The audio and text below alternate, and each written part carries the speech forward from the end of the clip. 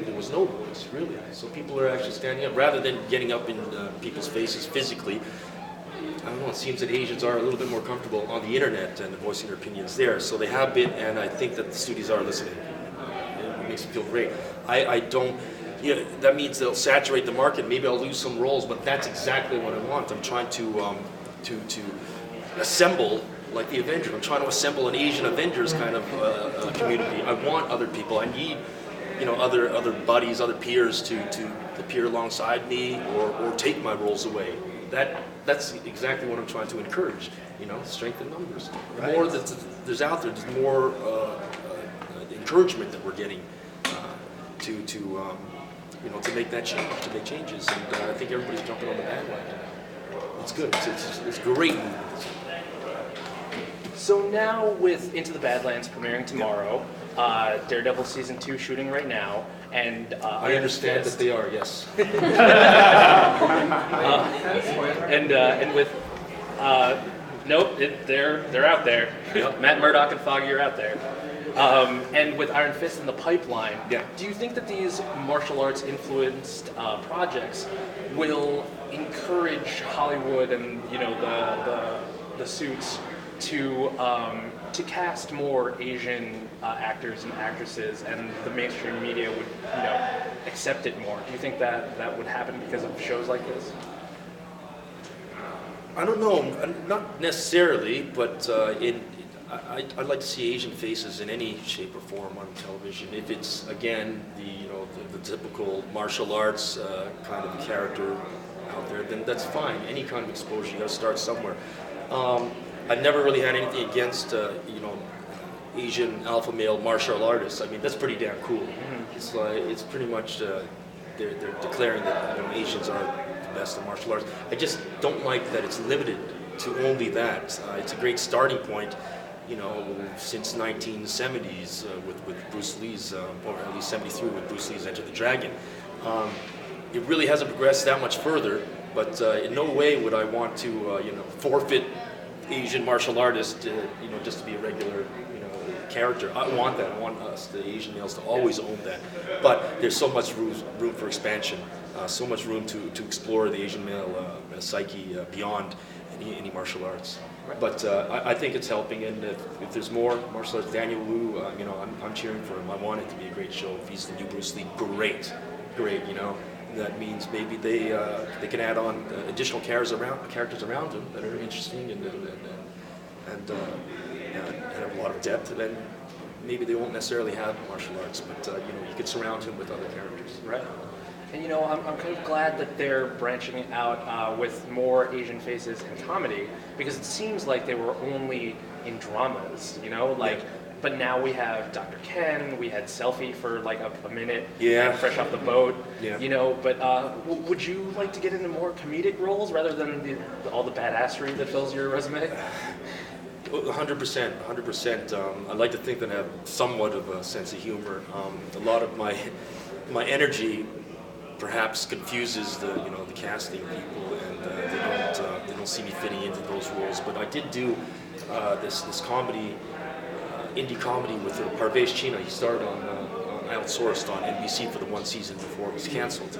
He's a friend of mine, and he's very big in the comedy circles in Los Angeles. And I did a 45-minute pilot with him. It didn't get picked up. It was completely outside of the studio system. I did it with a friend, Manoj Rao. He's an East Indian fellow, East Indian Canadian who I went to high school with. He resides in LA. He asked me to do it. I did it. It turned out pretty well. And then Funny or Die picked it up and then broke it into 4 parts. And they aired it. They hosted it for a few months, and it did well. Right now, they're trying to get financing to shoot a whole web season. They're looking for $1 million to do 17 10-minute episodes, and they want to shoot it in the next few months. I would love for that to come to fruition, but who knows? But I absolutely enjoy the comedy process, because you're sitting in a warm, locked-down set. You got your trailer there. There's nothing, you don't have to. You're not going to get hit.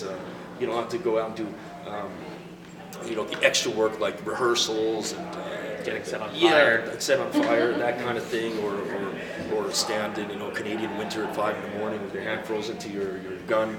See, there's a lot of little extras that come along with doing these high concept action shows. You know, I often look at these sitcoms and go, wow, man, you know, it's just so easy. They just got to sit on the couch and talk and deliver lines, and you know, and especially with the sitcom format, you get the immediate reaction from the studio audience.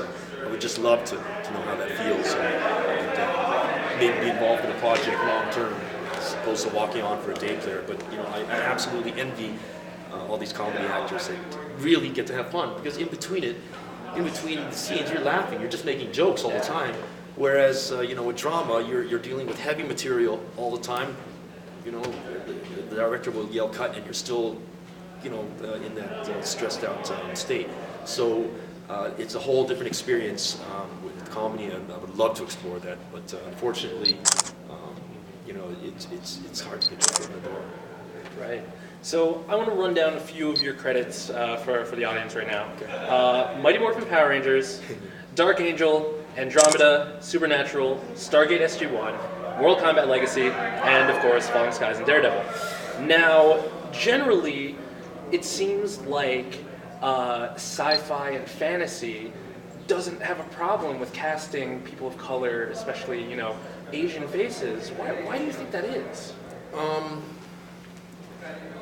Well, there's the obvious, the Asians, at least in the Western stories, they most of the time taking place here on American soil, or if not in space, in the sci-fi genre. It's true, everything you're saying. I'm always involved in these sci-fi or action kind of shows, because I mean, we're already, as Asians, you're already eliminated. You're taken out of the game for any period pieces. You know, you're not going to be in a room with a view, or any Merchant Ivory type movies. You're not going to be in it. You're not going to be in a sensibility unless you're Keanu Reeves or Denzel. So I'm automatically, you know, it's just not a possibility. Unless Baz Luhrmann is directing, right, then you'll mix it up and make a contemporary interpretation of some old story. But yeah, I think that that's going to be a consistency through my career, and I have no problem with it, because absolutely sci-fi is my favorite genre. Mm-hmm. So I'd love to step in and work on any of those shows, but those genres absolutely will favor me being cast in them. Like yesterday I mentioned, I just did an indie western because I don't think I'm ever going to be in a Wyatt Earp remake or anything. So if somebody writes an original screenplay and there's an Asian character in western, I always promised myself I would take it, and I did, because there won't be that opportunity presenting itself again. But yeah, I have no problem. I think that you know, at the end of my career, we'll look at you know, my revised anthology, and you'll see, you know, hopefully 3-4 times that amount of science fiction shows, and you know, I'll always take them. Awesome. So we've touched on it a little bit. We have mentioned Daredevil a couple of times already. So, you know, I thought we'd start with how your journey as Nobu began. You know, was it an extensive audition process, and were you a fan of the Marvel Cinematic Universe before you got to join it? Yeah, it wasn't extensive as far as how much input in the process of getting cast. There wasn't that much effort put into it. I mean, it wasn't that hard. It was just reading a bunch of times. I'll get into that in a second. But yeah, as far as Marvel Comics, I was a huge comic fan. I'd be sitting there doodling, drawing. You know, I'm that kind of guy. I'd be drawing, you know, half-naked girls or guys in tights and stuff, drawing capes, and I was absolutely that guy. I spent all my allowances growing up, you know, pre-puberty, running to the store, buying Bubblicious and comic books. That's all I did. As a kid, I was buying making of Star Wars, Empire Strikes Back books with little pictures in the middle, making of Back to the Future, the making of Jaws, the Jaws log. I had all those books. I was quite immersed in pop culture, specifically movies and comic books. I was absolutely a Marvel fanatic. Spider-Man was my favorite superhero. Then it was Daredevil. And now that I appeared on Daredevil, I thought about why I chose those. With Spider-Man, it's obvious, he's funny, you know, he's witty. But Daredevil had the hand presence there. And subconsciously I gravitated towards that. I noticed that in my collection of comics that I accumulated when I was a kid, I had Godzilla in there. You know, I had lots of Masters of Kung Fu's. I had Shogun Warriors. I had a lot of and a lot of Daredevil. So I noticed that anything that had any Asian content in it, I had it. And I think, well, I know it was because I was Asian. I didn't know I was struggling to relate to something, but I definitely gravitated towards it, and I was a big fan of Daredevil. So when I got the gig, I'm not suggesting that anything I did, all the material that I appeared in, I'm not suggesting that I was the hand. I'm not. Okay. But that was definitely the starting point for me. For me, I suspect that they were going that way with the Nobu character. So I have, a lot of previous information and privy and a lot of ideas that, that existed in my mind since I was reading those publications when I was a child. As far as getting the role, to tell you the truth, they were casting out of New York, a New York casting office. Julie Schubert, there's actors amongst you guys that you might know who she is. Her office is downtown Manhattan. But I was in Los Angeles, and my neighbor in my apartment complex in Marina Del Rey, he's a good friend of mine, an actor. He's actually recurring on Walking Dead now. He's a good friend, Ilan Srlosevic. Anyways, he usually taped for me. He's a great taper. He has a whole setup like this. And I'd walk a couple floors down into his wing of the complex. And I read for a character, and the character's name was Wesley. I didn't know what it was at the first time I read. They said, it's a new Netflix show. And I got the material. It was about 5 pages. It was wordy. It was long. But as I read it, and I already knew about the whole Netflix 5 television series deal that they had with Marvel. That had already surfaced. That was news. They had big press conferences in New York. So that was already 2 months old. But when I got the material, I looked at it, and after a few minutes, I realized that it was Daredevil, because I knew who Wesley is. And I saw the Wesley, and he was talking all legal stuff with 2 guys. They changed the names of those 2 guys, but not Wesley. I'm like, this is Wesley from Daredevil comics. He's talking to Matt Murdock, and he's talking to Foggy Nelson. I knew that, so I called my reps, and they did some a little further digging, and they found out that it was in fact Daredevil, but it was called Bluff at the time. That's what it was called. It was called Bluff, Blind Man's Bluff. Yeah, that's clever. And so I found out it was Daredevil, so I put in 110%, and I read it, and it was pages and pages and pages and pages. And I'm thinking, wow, are they going to go Asian with Wesley?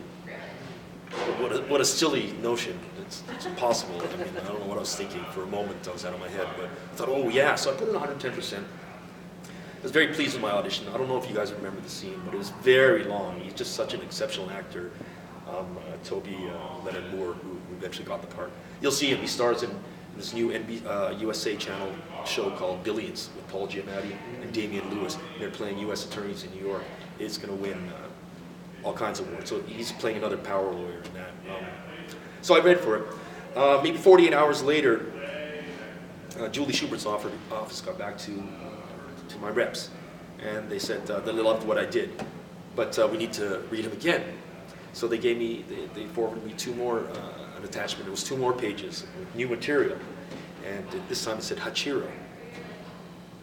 So I did that scene, and it was a very cryptic scene where Hachiro sits beside a uniformed cop, or an undercover cop, or a cop in civilian clothes in a park, and he subtly threatens him brings a computer and shows this off-duty cop his daughter in a park and an assassin watching her, and that Hachiro can offer by just making one call to this assassin, and then he ends up blackmailing that officer into attempting to kill Deborah Ann Wall's character, Karen Page, in the pilot episode in her cell in the middle of the night, and he fails. But when I read for that, I did my little cryptic Nobu thing, reading for Hachiro, and then that was it. About 2 or 3 days later, they gave me a call, and they were pretty much ready to give me an offer, and they were asking my availability. But in that 2 or 3 day delay, I went to read for Arrow over in Burbank for a part that my friend Carl Yoon ended up getting. I think he was in 12 or 13 episodes in last season. A lot. So when I read for them, maybe a day or 2 after Hachiro, before I got any feedback from my second reading for Daredevil, Arrow called interested in me. And they start to ask my availability. Is he ready to fly to Vancouver? Blah, blah, blah. Actually, I went back in for a producer meeting too, and it was only me and Carl, and it was after that they called. So my reps told the Arrow casting that, well, you know, Peter's highly considered for something else. I'm like, well, what? Is he going to have conflicts? It's like, okay, well, it's for Marvel's Daredevil. It's in New York, and it's shooting at the exact same time. They're like, oh, geez, hey. So everybody festered on it for about a day, but then after thinking about it, because I'm such an avid Marvel fan, there's a lot of factors concerned. I mean, in the end, I went Daredevil. I actually told my reps, saying, you know, we start to look at the finer details, pay and time and how many episodes. But all things considered, my love for Marvel, the character, maybe a couple, 2-3 days before that, Rosario Dawson was added to the cast. Right. Vincent D'Onofrio was cast 2 weeks before. He was shooting on location in New York. So a lot of factors went into my decision. I'm thinking, hey, New York, not many things shoot in New York for New York, to tell you the truth. Not many things shoot in New York because of, until this new tax incentive that they initiated. But I knew they were going to shoot there. I knew that Marvel does not drop the ball. Vincent D'Onofrio is the kingpin. Rosario Dawson, I'm thinking this is a A-list cast. To be amongst them would be, you know, huge for my career. And I weighed that all against going to Vancouver, Canada, for, you know, Vancouver for Starling City, you know, and then act with a bunch of really good-looking people, and you know, it was very attractive too, and it was like a big episodic, contract. But in the end, I decided that professionally it was the best choice, and personally it was the best choice to go the Daredevil way. So I went to Daredevil, but once I accepted it, I think that Deadline Hollywood, or perhaps even my reps, I don't know, but it got leaked somehow that I was cast. And they were just, you know, they were staggering their little press releases about the casting. But of course they didn't say anything about me, but somehow they found out over at Deadline Hollywood or Hollywood Reporter, and it got leaked out that I was cast as Sachiro. So I had to face maybe like 7, 8, 9 months of speculation from people. If I had known you at the time, you probably would have asked, well, you're going to play a cheer, so I couldn't say anything. I really didn't know, to tell you the truth.